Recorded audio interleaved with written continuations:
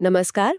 आज हम बात कर रहे हैं एक थोड़ी चौंकाने वाली ऑनलाइन घटना की।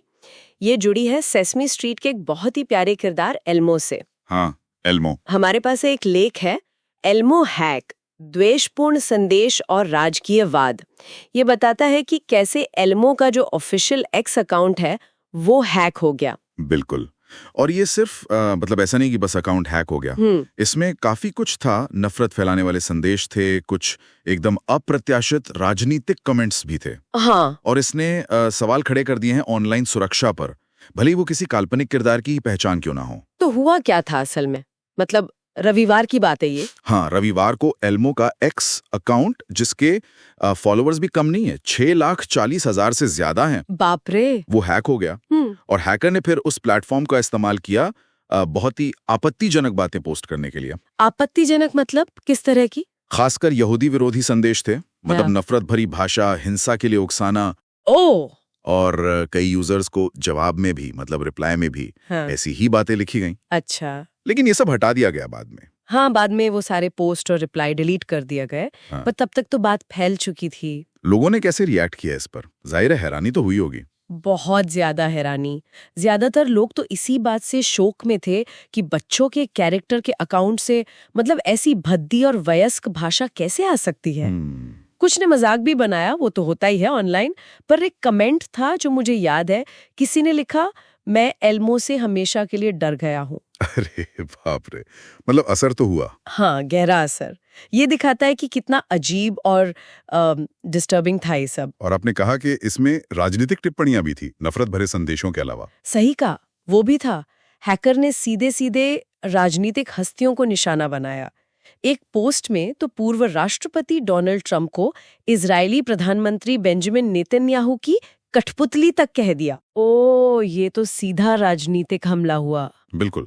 और एक और पोस्ट थी जिसमें ट्रंप से एप्स्टीन दस्तावेज जारी करने की मांग की गई थी। एप्स्टीन दस्तावेज, ये तो काफी मतलब कंट्रोवर्शियल मामला रहा है। हाँ, बहुत ज्यादा।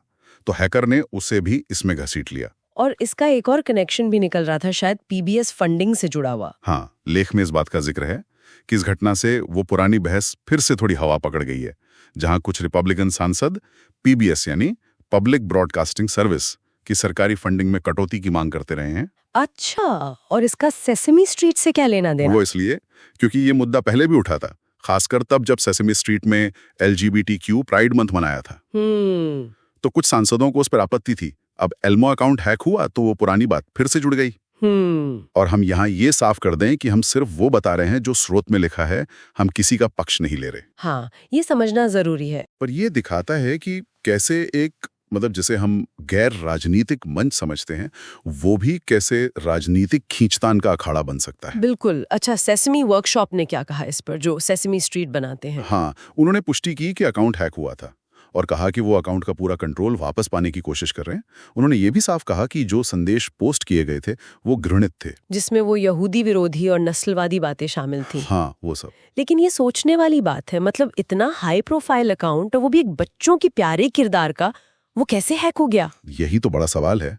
ये हमारी ऑनलाइन दुनिया की वल्नरेबिलिटी यानी कमजोरी के बारे में क्या बताता है? सही बात है, सुरक्षा कितनी जरूरी है और कितनी मुश्किल भी। बिल्कुल।